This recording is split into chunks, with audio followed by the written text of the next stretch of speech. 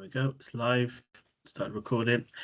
Hello and welcome, everybody. My name is Tom Weaver. I'm from Beam, and you'll be hearing shortly from Leanne Weaver, who will be running the session. So just a few things before we start. There'll be lots of resources getting chucked into the chat function. So go there. It's also a great place to ask questions, and Leanne will be able to answer them when they pop up as well.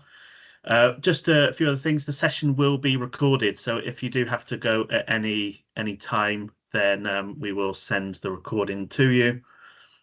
And we also have other events as well. So on the 15th of October, we are also running Emotional Resilience for People, and that is free to attend as well. Everybody is welcome. The links for that will go in the chat towards the end, and you'll be emailed them as well. We are also repeating this session on the 29th of October, so Wellbeing for People. So if any of your colleagues couldn't attend and would like to attend live, then please forward on that link. So now I am going to introduce Leanne. So welcome, Leanne, and she is going to take us through Wellbeing for People. Good afternoon, everyone. Thank you so much for joining Tom and myself. And we have 45 minutes together this afternoon to cover a topic that is really dear to our hearts. So make sure you've got a cuppa to hand. If you want to ask questions, there's a few ways you can do it. So there's a Q&A section where you can pop questions in. The chat box should be open as well. And we will give you our private contact details. If there's a question you want to ask outside of this format, then by all means, you can reach out to us. For those of those of you that haven't met us before, I've been running Beam for well over a decade, almost 14 years, and have been really focused on creating exceptional wellbeing and personal development content. So we do that in a variety of ways. We create unique accredited workshops, we run training programs, and we also have an employee support package where we offer therapeutic coaching and support to individuals in organizations. My background is I have a degree in educational psychology, a postgrad in human resource management, and lots of different therapeutic qualifications, from neuropsychology to things called havening and EFT, all sorts of different topics. And we try and make sure that however we are approaching an individual or an organization, that we come in a very supportive, therapeutic way. And one of the things that we've seen, particularly, I would say, post-COVID, is that those people who are supporting other people are really struggling. So us carers, us people are finding it really difficult. And we're finding a lot of our time is spent at the moment in supporting the people who are supporting others. So that's how this course and this idea came about. So what we're going to cover this afternoon is quite a lot of information in quite a short space of time. So we're going to, first of all, explain who people are. I'm then going to explain some of the key challenges of being a people person, why it's so difficult, and actually a lot of the things I see, not just in the workshops and from my organizational side, but certainly in the therapy room as well. We'll talk about something called the Wellbeing paradox. I'm not sure if you've ever encountered this before, but the Wellbeing paradox is something I see in HR professionals, in carers, in therapists, in psychologists. So something that's really worth being aware of. I'll talk also about how we can manage our own well-being while still supporting other people. And you will have an opportunity to complete your own personal well-being audit. So this is where we will encourage you to start to take a little bit of self-responsibility and self-reliance. We've created a well-being audit as a starting point for you to identify areas that you're neglecting. We'll then finish up the session with three really simple but powerful science-backed ways that you can improve your well-being from today. So if anyone is here today and already thinks, surely it must be Friday, this has been a long week already, you are in the right place.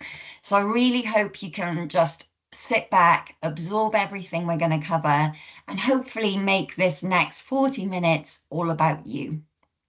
So who are people? When we were coming up with this concept, I kept using the term people, hoping that my vocabulary would expand and I would be able to come up with a better term that summed it up, and I couldn't. Essentially, people are those who prioritize the well-being of others, often at their own detriment.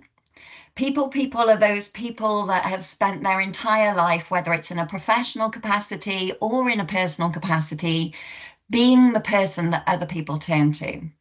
When people ask me about my journey into becoming a therapist, I will always say that for some reason, even in school, I was the person that other people came to with their problems. I'm that person in my friendship group. I'm that person in my family. I've just always been one of those people. Now, I can't complain about that because, as I'm guessing many of you feel the same, whilst sometimes that can be a burden, I also know that my purpose here is to help other people. It's something that really lights me up. It's something that gets me excited. It's something I'm passionate about. And I feel like it's what I'm meant to be doing.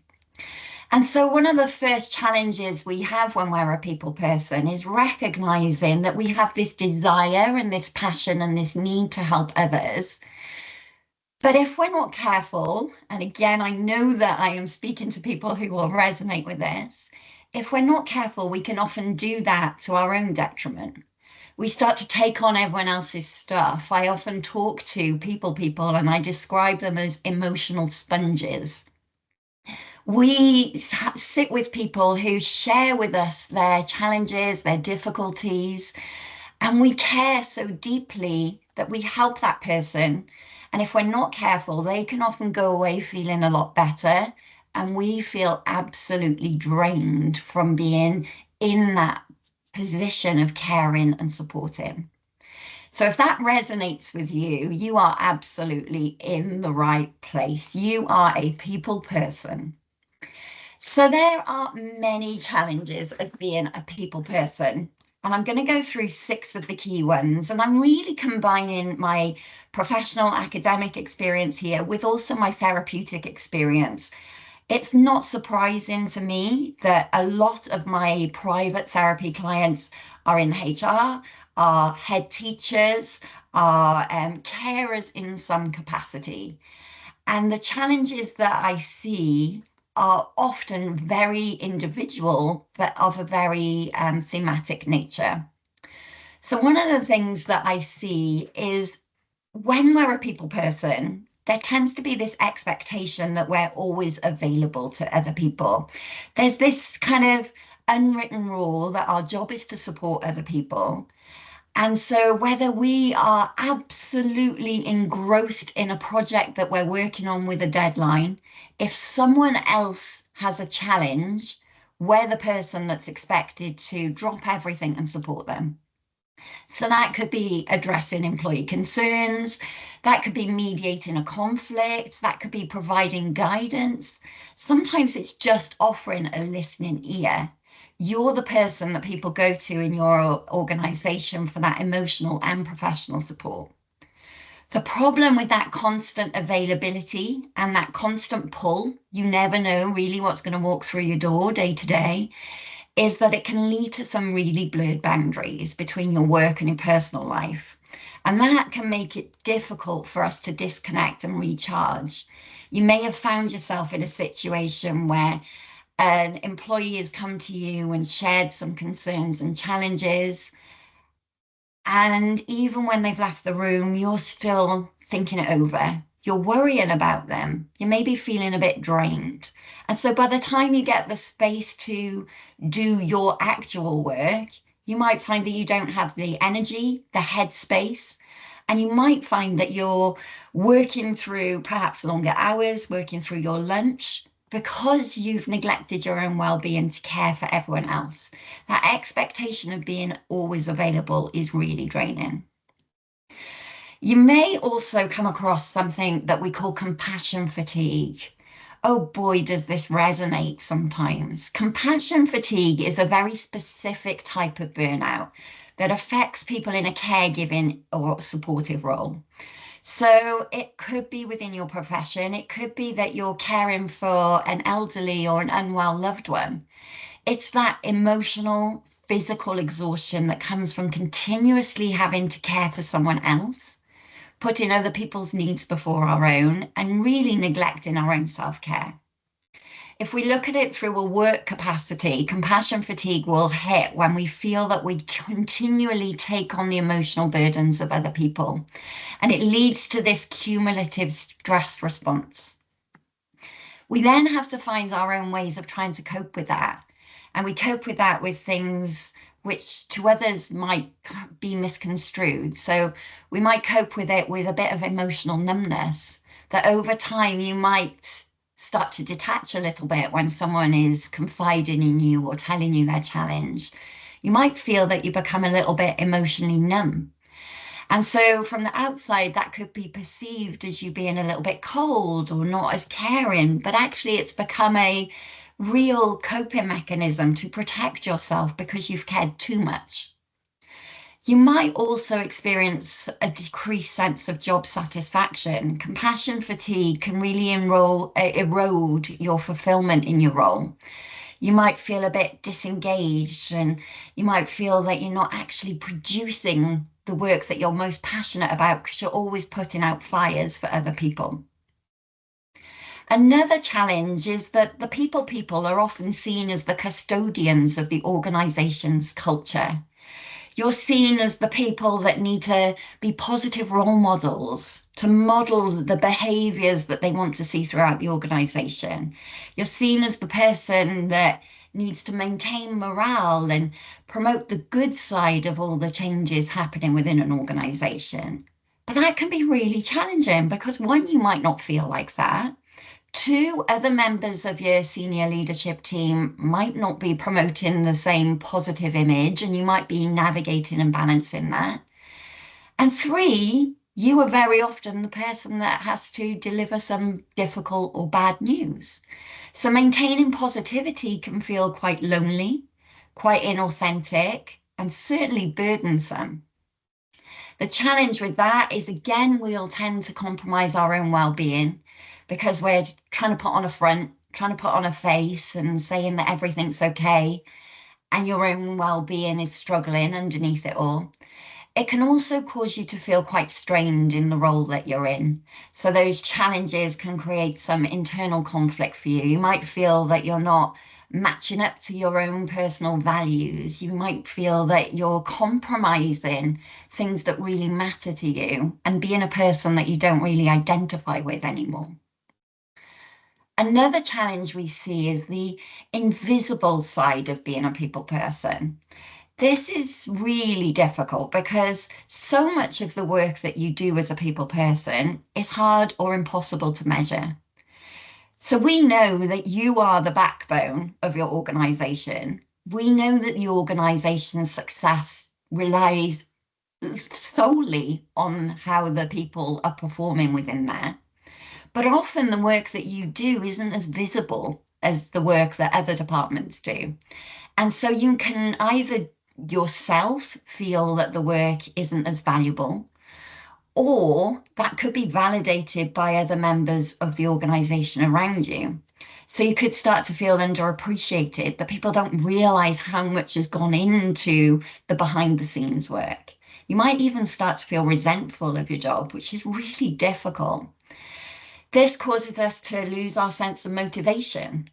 You might start to think, well, if no one's noticing all that hard work I'm putting in, what's the point? How do I stay engaged? How do I stay passionate? But also, it could start to erode your own self-confidence. You might be someone that really needs to feel validated and appreciated, and that lack of recognition could cause you to feel self-doubt, a lack of confidence. You might think that you're ineffective in your role, and you might start to question your value in the whole organization, or even worse, you might start to question your value as an individual. And I absolutely see that when people come into my therapy room. Another thing that we see, which really pairs with compassion fatigue, but is slightly different, is the emotional labor or strain of supporting other people. That relates to the difficulty in not only managing your own emotions to fulfill the emotional needs of others, but also the strain of being empathetic. Empathy is draining, it can be really challenging. You're also the person that is expected to perhaps de-escalate a tense or difficult situation. You're the person who's expected to maintain calm and composure when other people are perhaps losing their heads. Unlike physical labor, emotional labor is often invisible until it becomes quite severe. So it can be particularly draining because you might start to feel it, but other people might not recognize it. It's certainly one of the key things I would say is a warning sign for reaching burnout, is just feeling that emotional drain. Constantly managing your own emotions and trying to be appropriate in an environment where other people are perhaps not managing their own is exhausting. Most of us can do that for a short amount of time, but to do that repeatedly on a day by day basis starts to become really tiring. Again, this can also start to impact our confidence as well. We might feel that we have to present a side of ourselves that doesn't feel genuine and authentic inside.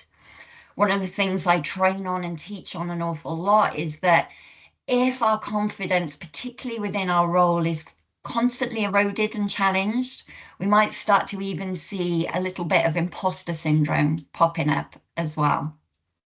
And imposter syndrome is quite interesting because we can lack confidence without feeling like an imposter, but we can't feel like an imposter without lacking confidence. So hopefully that makes sense. If I lack confidence, I don't necessarily feel like I don't belong somewhere or I'm not good enough. It might be very internalized self-criticism. But if I feel like an imposter, I am far more likely to believe that I'm not good enough, I'm not worthy, I'm not deserving. Now, imposter syndrome can be created when we're a people person because we have to present this side of ourselves of being strong, keeping it together, being dependable, being empathetic. And if you're doing that all day long and then you go home and you feel exhausted, or maybe have a cry, or maybe have a bit of a rant to your partner, then you might start to think, I'm not authentic. And if I feel inauthentic, then I might start to feel that if I'm not authentic, then maybe I'm an imposter. Maybe I don't belong here. Maybe it's not the real me. It's very interesting, Heidi. Although I would say there's a much higher percentage of females in HR than there are of males, from my experience. Interesting when it's seen as the more caring profession, maybe. Maybe a conversation for another day. The final one is really what underpins all of these challenges to being a people person, and it's the impact of neglecting our own self-care. Now, this can range from something really simple, and this definitely happens to me. So let's say I'm delivering a really high intensity full day training workshop. That takes a lot of energy from me. It's a lot of being responsive and caring to other people. And then we have a break in the middle of it. And inevitably, when I have that break, what do you think happens? In that break, someone wants to come up to me and share a challenge that they're going through. Now, as a people person, I know it's really important to support them, but sometimes what I honestly think inside is, oh, I just wanted 10 minutes to just sit and have a warm cup of tea. Those sorts of breaks we can usually manage, okay? We can kind of recognize, okay, well, I'll deal with this and I'll have a break later, or we can care for it. But if that happens every single time, our self-care starts to be put at the bottom of the pile. Now, one thing I see so often from anyone who's a particularly empathetic, caring person is that when we're always at the bottom of the pile, we very rarely get to that bottom of the pile. And what happens is we end up being so caring to everyone else that if we do get an opportunity to do something for ourselves, we tend to feel guilty for doing it, which is crazy, isn't it? I mean, you probably all know this analogy by now that people use when talking about self-care. They talk about the safety video that we have when we're on an aeroplane, and they say, put your own oxygen mask on first, because if I don't put my own on and I'm trying to help someone else put theirs on first, I will run out of oxygen and I'm no good to anyone. We know that, we've heard that plenty of times by now. But still, lots of us feel guilty for not putting our own oxygen mask on first. There's only so long that we can neglect our personal well-being for before we start to notice it in our physical and or mental health. And so eventually, if we continue to do that over and over and over again, what we will notice is that we start to become less effective. Because if I'm not taking care of myself, then my ability to care for others diminishes. I can't give what I haven't got. If I don't have the energy, if I don't have the compassion, if I don't have the empathy, then I can't keep giving to other people. So as hopefully you can see, and as you know from your own personal experience, the challenges of being a people person are huge. And I think they often go unspoken. Understanding these challenges, in my opinion, is the first step to recognizing your place within them. Recognizing the unique pressures you face, recognizing where you are perhaps neglecting yourself more than others, and where you need to start to implement strategies to improve and protect your own well-being. I hope one of the key messages that I can get across from this little workshop is that in order for you to care for others, you must care for yourself first. And recognizing that really is the foundation stone to starting to make some changes. Now, what I'm talking about when we look at all of these challenges is something we see so frequently, and it's what's termed as the well-being paradox. So often, whether it's a therapist, a HR professional, a L&D professional, someone who dedicates their life to supporting other people will absolutely know the science and theory of why that matters. We will preach it to other people. We will encourage other people to recognize where they're neglecting themselves. And yet we are far more likely to be the people who don't do it ourselves. One of the things I really pledged to myself and committed to myself when I started on this career path was I had to walk the talk, because I think we smell it when it's not authentic. I think if someone is preaching to you that you need to look after yourself, you need to prioritize your self-care, you need to take breaks, you need to set boundaries. If you know that that person isn't doing that, it becomes really inauthentic, and so that advice doesn't become meaningful. So just as a little reflection point here, and you don't have to share it, but I want you to just reflect on your life right now and be really honest and maybe scribble a note for yourself. Where am I putting everyone else before myself at the moment? Is there a specific place? Am I always skipping lunch because I feel I've got too much to do at work? Do I never sit and have a hot cup of tea because I feel I've got too much to do at home? Where am I neglecting myself right now to care for the needs of others, but at the detriment of my own well-being? And that's a nice little starting point for you to start to consider, okay, so if this is what's come to mind first and foremost, now importantly, how can I start to make small changes to impact that? So hopefully I'm going to help you with that. One of the things that we want you to do, and you can do it during this session while I'm talking, by all means, it's quite simple, or you can just have the link here, or Tom can email you the actual link, and you can do it in your own time. But we've created a really simple starting block for this, and I mean it's simple. We can go into much more detail as we kind of go down this path. But to begin with, we've created a personal wellbeing audit just on Google Docs, completely confidential. It doesn't get shared within the group or anything. And this personal wellbeing audit was created by Tom and myself to cover the 4 key components of wellbeing that are most neglected. So that's our physical well-being. So it'll ask you questions about things like sleep, nutrition, exercise, movement. Then we've got our emotional well-being. So it will ask you questions about things like how you're managing your emotions, how you're managing stress and anxiety. Then mental well-being. So your capacity to care, right? We've talked about that. Maybe you've got some compassion fatigue going on right now. Your capacity to take on more, to think clearly. And then finally, your social well-being. Who is caring for the carers? Hopefully, Tom and I are doing that on a small part for you right here, right now.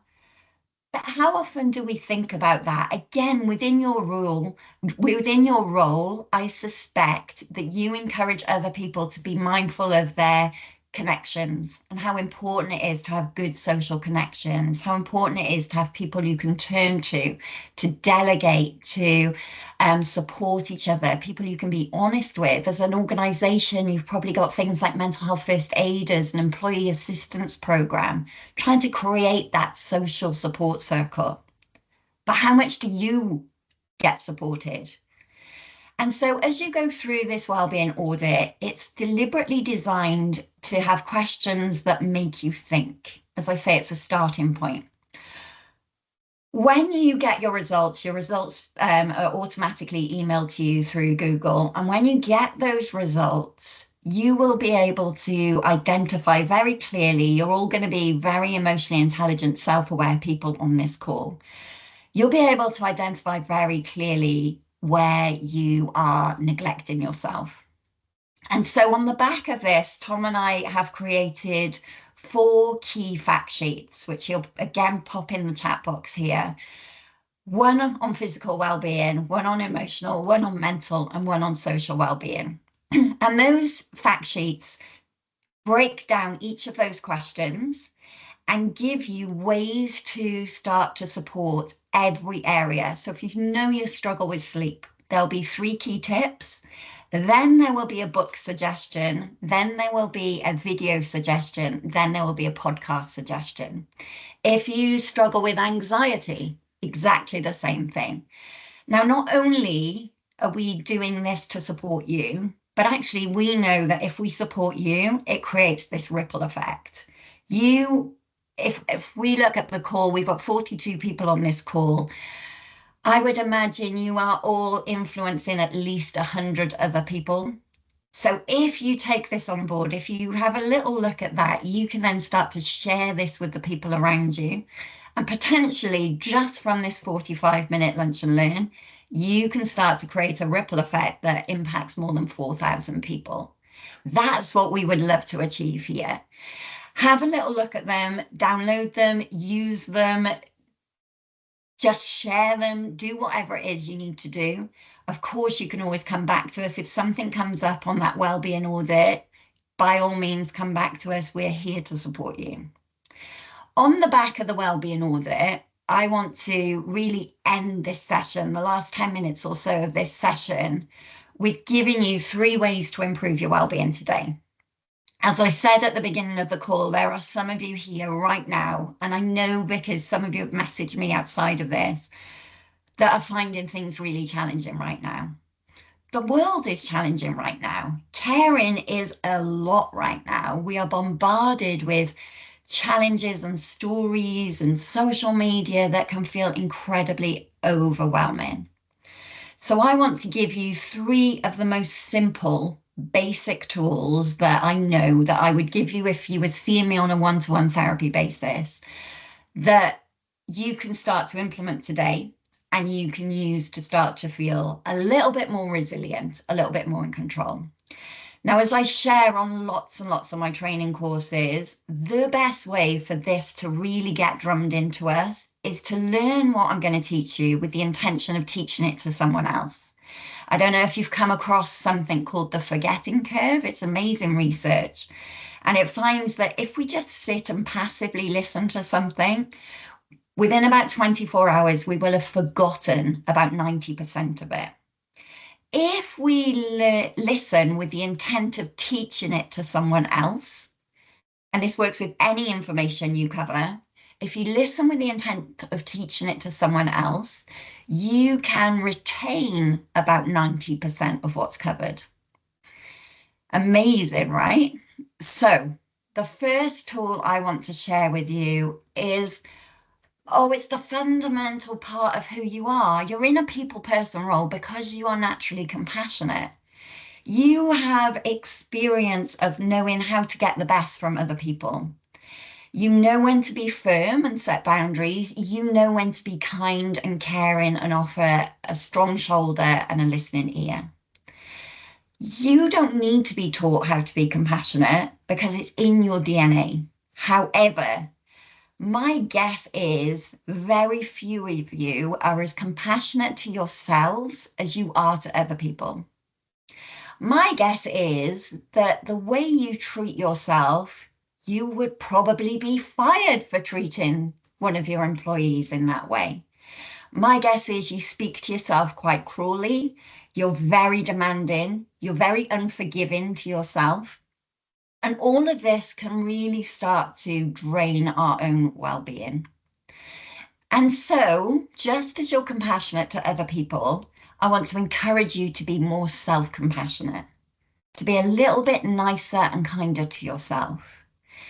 Now, the world's leading expert on compassion is someone called Kristin Neff. Very fascinating research that she's carried out. She's written the book on compassion.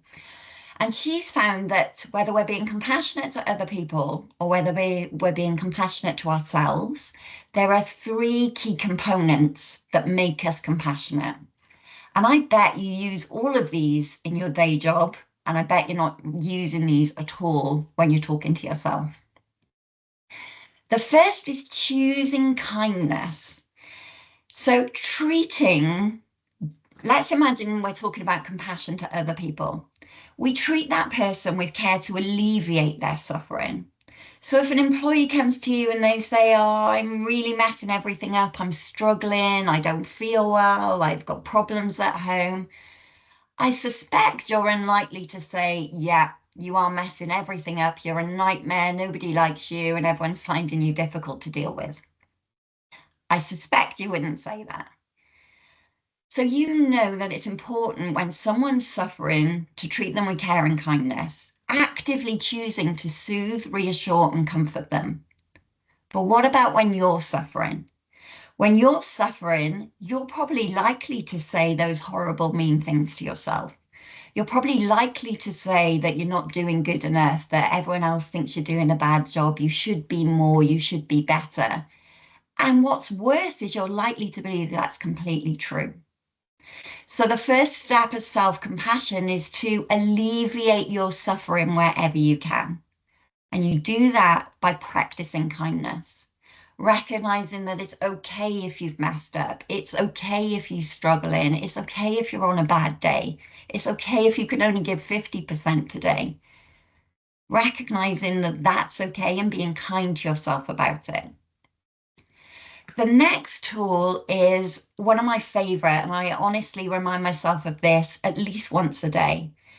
Recognizing common humanity, seeing our experience as a normal part of being a human being, recognizing that each and every single human being on the planet is imperfect. If you've come across the work of Abraham Maslow at Maslow's hierarchy of needs, Maslow famously said, and I'm paraphrasing, he said, there have been billions of people on this planet so far, and not one of them has been perfect. So why do you think you need to be the first one? As a human being, we learn by making mistakes. Not one of us decided to try walking one day, fell over and thought, okay, well, that's not for me. I'm not going to do it again. Not one of us decided to try talking one day, came out with a babble, people laughed, and we thought, okay, no more of that for me. We knew that we had to keep practicing and that it was okay. It was a really fundamental part of being a human being. We've kind of lost that once we get into adulthood and we start to set ourselves goals and targets that are probably not achievable. We're very unforgiving when we perceive we've made a mistake. How many of us have gone into a meeting and said the wrong word and come out and obsessed over that wrong word and completely ignored every other bit of contribution we gave to that meeting?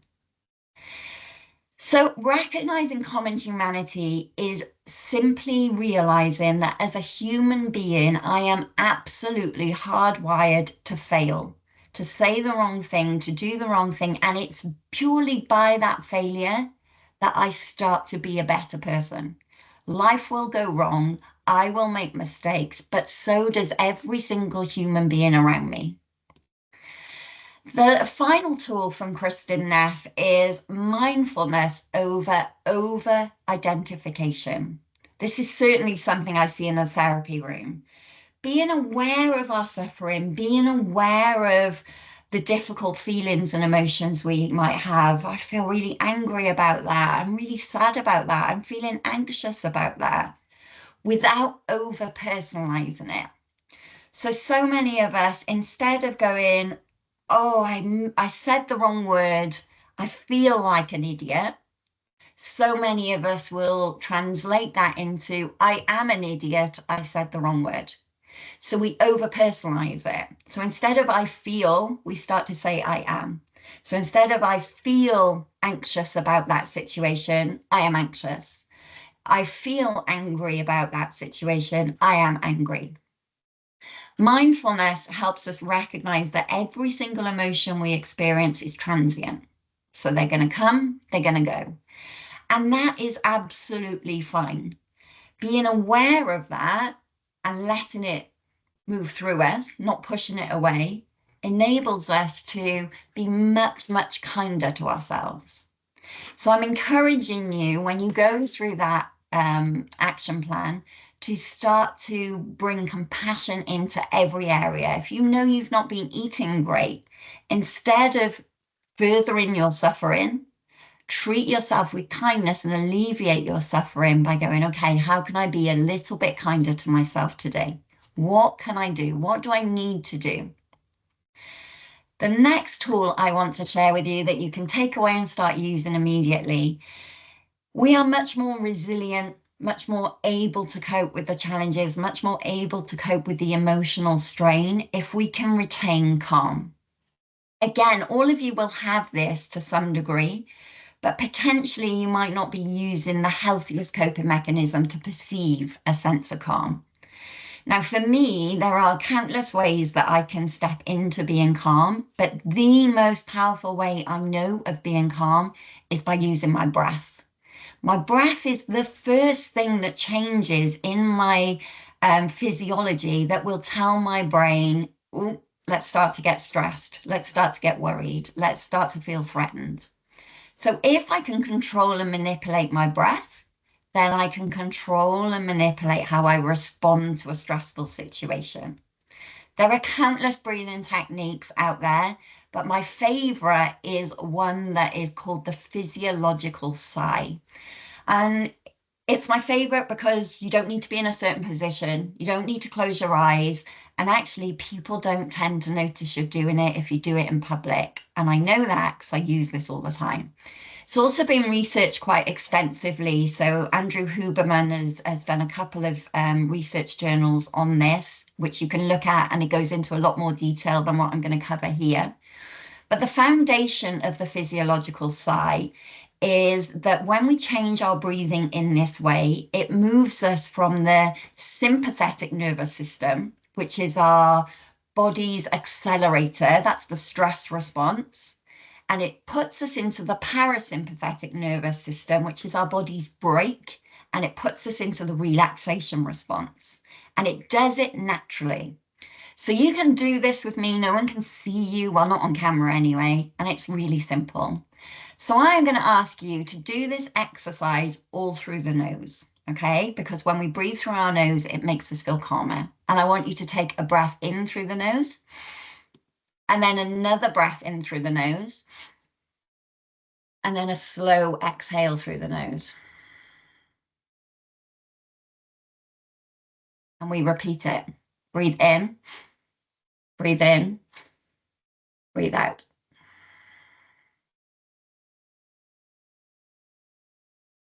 Keep doing that whilst I'm talking.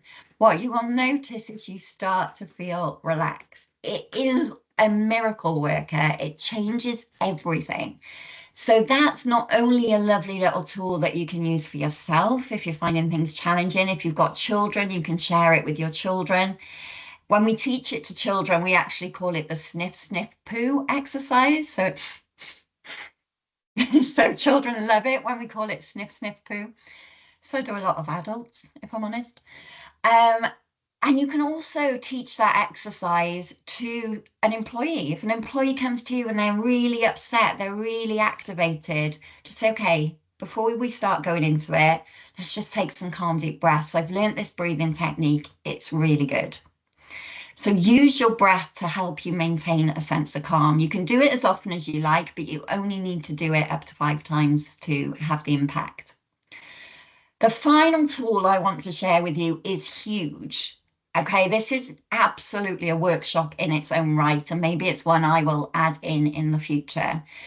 But you will start to feel compassion fatigue, disconnection, emotional numbness, the more you allow people to step over your boundaries.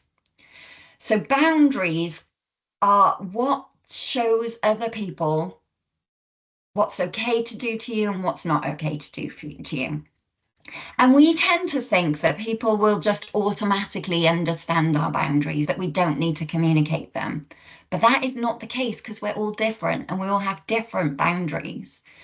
Now, boundaries can be physical. So when someone stands too close to you, boundaries can be digital in not looking at your emails after 6 p.m. Boundaries can be emotional in distancing yourself from someone who is perhaps being cruel or mean to you. A boundary I want to share with you that I think every one of you can start from today actually comes from the work of someone called Cal Newport, who wrote an amazing book called Deep Work. And Cal Newport recognized that the people who didn't have boundaries, the people who were more prone to hitting burnout, were people who were never fully all on or fully all off. Their work boundaries and their home boundaries blurred. And I think that is more prevalent than ever, given most of us now work hybridly. And so what Cal Newport suggests is that when you're doing a period of work, you are all on. So you don't allow your personal life to come into it. You have your phone away and you're like, right, I'm going to do a maximum of 90 minutes intense all work. And then when you're off, you are all on with your family or doing your hobby, whatever it is. And the way that this is drummed into my mind is actually by encouraging you to be a bit more like a bee. Now, everyone knows that bees are very busy, right? They're the hardest workers. But what you probably don't know is whilst bees are very, very busy, the majority of species of bees, as soon as it gets dark, will rest and go to sleep. So there's a lovely little video here. I'll put it on mute. So you can see the bees buzzing around, and as soon as they turn the lights out, they drop to the floor. They just all instantly know it's dark, so I am absolutely going to rest. So they're buzzing around, lights on, light goes off, boom, they all go to the floor. So I'm going to encourage you to be more like a bee and to have better switch off time, to give yourself that opportunity to rest and relax. So as we're coming to time, I just want to summarize everything we've covered. Being a people person is really rewarding. We're in it because we have a passion for it. But if we don't manage our own well-being, we will become less and less effective. Compassion fatigue is a specific element of burnout, maybe one to start having a bit of an awareness for, looking out for it in perhaps the rest of your team as well.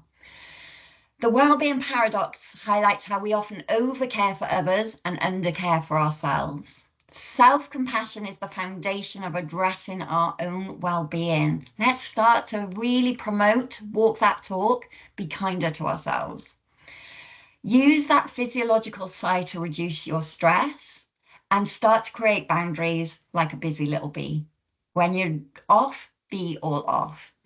If you need more help from us, of course, we are here to support you. So we have an employee support program, we have wellbeing workshops, we have full wellbeing training programs that go from a month to a full year. We're definitely going to do more people support as well. You can absolutely reach out to Tom and I. I am here for any questions. I know some of you might have to go as we've come to time, but I will hand over to Tom right now. And then if you have any questions, pop them in chat box or I will hang around after the end. Thank you very much, everyone, for hanging around right until the end. In the chat, you'll find a link to register for the next event. So the next one being on the 15th of October, which is Emotional Resilience for People. And then following, we will be repeating this session on the 29th of October. So the Wellbeing for People event. If you think there is anyone else in your organisation that would benefit from this, then please do share it. It is open to everyone. You'll also find links to resources, so you'll be able to download free versions of Leanne's books, Radical Self-Care, Interrupting Anxiety, and How to Deal with Stress at Work. There's also further links to contact us or schedule quick 30-minute discovery meetings, and you'll also find links to our brochures as well if you would like to find out more information. So just check if there's any questions. And well, thank you. We're glad that you all found it really useful, and the recording will be sent along with all the resources, all the links, so you'll be able to do the personal wellbeing audit and get all of the action sheets, and we'll email all that to you after the session. So thank you very much for coming along, and we hope to see you all at future sessions. Thank you, everyone. Thank you for your lovely comments as well. So nice.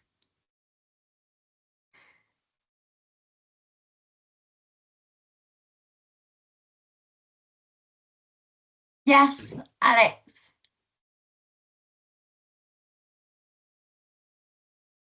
Alexandra, are you able to unmute? No, I don't think we can unmute. I'll have a look. One sec. I can allow mic, yes. So okay. There we go.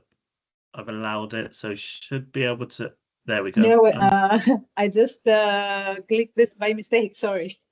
Oh, that's okay. Thank you so much for all the lovely feedback. It's so nice. Thank you, everyone.